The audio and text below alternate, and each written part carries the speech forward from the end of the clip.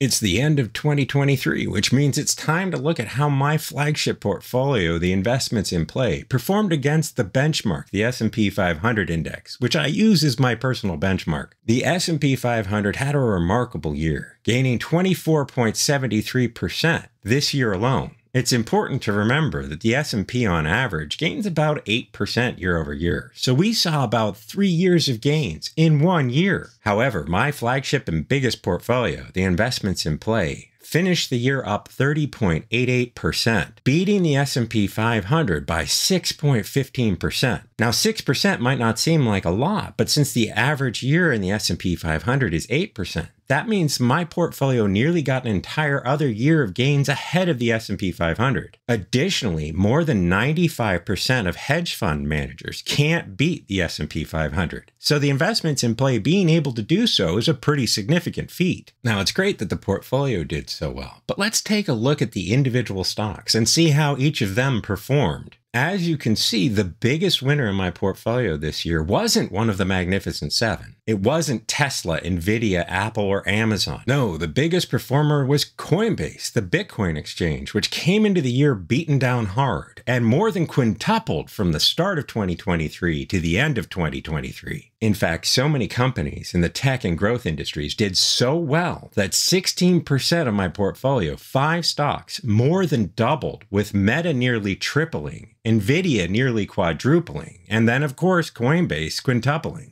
Looking at the worst performers in the portfolio, you can see that some were just beaten down hard because they were in the wrong sector, like Schwab. Some disappointed on earnings, like Nike. But the biggest loser was Canopy Growth Corporation, which lost 77.88%. Not only is Canopy Growth exposed to the cannabis sector, which just got positively walloped all year, Canopy Growth came out and reported it had financial irregularities. It's basically the worst performer in the entire cannabis space. That's not to say it won't come back, but its performance this year is exemplary of exactly how bad that company did in 2023. When you look at the breakdown of the investments in play portfolio, it does look like I'm heavily weighted into tech and consumer products, with Nvidia, Apple, Boeing, Nike, and Logitech representing the top 5 biggest individual stocks in the entire portfolio. However, when you look at the breakdown of my investments in play by market cap, you can see that 5 sectors make up the majority of the entire portfolio, and none of them are dramatically overweight. The biggest weighting right now is consumer products and media entertainment, followed by tech, then industrials, financials, and fintech, and gaming and esports. And there's Canopy Growth right there at 0.79%. This weighting does not include the cash hoard that I had. And as you can see, my portfolio finished the end of the year with 42.54% in cash. And this is really the biggest problem that I have, but we'll talk about that later. So it looks like the investments in play is overweight tech, and it is currently. But if you look at where it was at the beginning of 2023, the end of last year, you can see that the top 5 positions were incredibly different. Boeing, Nike, Apple, Dow, and then Nvidia made up the top 5, with Boeing and Dow industrial stocks making up the vast majority at 11.8% of the portfolio. Nvidia wasn't even significant at that point. If we go back further and look at the end of 2020, you can see that the top 5 biggest holdings were Square, which is now Block, Nike, Apple, Logitech, and Canopy Growth. And if we go back to the end of 2019, you can see that Boeing, Disney, Apple, IDEX Labs, and Square were the top 5. In fact, Nvidia wasn't even in the top 10. It was in the bottom 3, representing only 2.05% of the entire portfolio at that time. The moral here is that if you're a long-term investor, you need to get used to the idea of being fluid and dynamic when it comes to your portfolio makeup. Being in investments for long-term, for me, means more than 20 years. And that means over that time period, things are going to change. Some companies are going to become larger parts of my portfolio, while others are going to become much smaller. Don't let other people's opinions of your portfolio's makeup adjust the way that you invest. If your investing style is working for you, that's great. Keep working it. Make sure you're constantly reviewing your performance to ensure you're not making mistakes, but don't let other people's opinions influence you.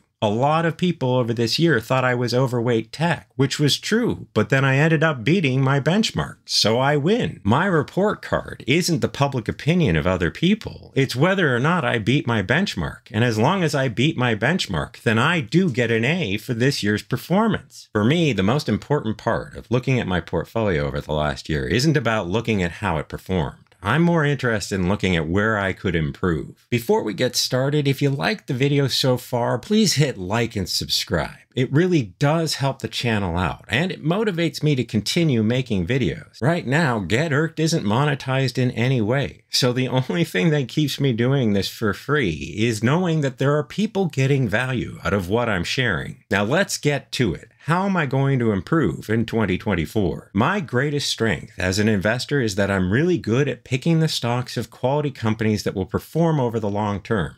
Even if those stocks don't have any proven track record, I seem to have a knack for finding the new trend or the new fad before it becomes a fad. However, it's more important for me to focus on my greatest weakness, not my greatest strength, especially when I already know what that is. As you saw earlier, my biggest weakness is that I have way too much cash at any one time. At the beginning of 2023, I had 37.48% cash, but at the end, I finished at 42.77%. In other words, I ended up adding 5% more cash to the bottom line than I started the year. And since that's percentage-based, in nominal terms, that means it's significantly more cash because the whole portfolio went up 30%. So sure, I beat the S&P 500 by more than 6%, but imagine how well I could have performed if I had a much smaller cash hoard. Not just under 30% or 20%, but imagine if I could get my cash hoard closer to 10%, which is the maximum amount any investment advisor will tell you to have at any one time. I am more than exceeding the maximum amount by 4x. So my goal for this year is to continue doing what I've been doing and what's been working for decades, buying and selling in stages and picking quality companies. But from here on, when we see a crash, and I'm always good at putting money to work, I need to be more comfortable putting even more money to work. I need to make sure I get that cash hoard down so I can outperform even more. What's your biggest weakness in your portfolio? Take a few minutes and review your own portfolio from 2023 to figure out where you could improve your own investing styles. To learn more, watch this video here about how I'm still holding on to my Nvidia position, even though I think it could sell off 40% or more from its all-time high.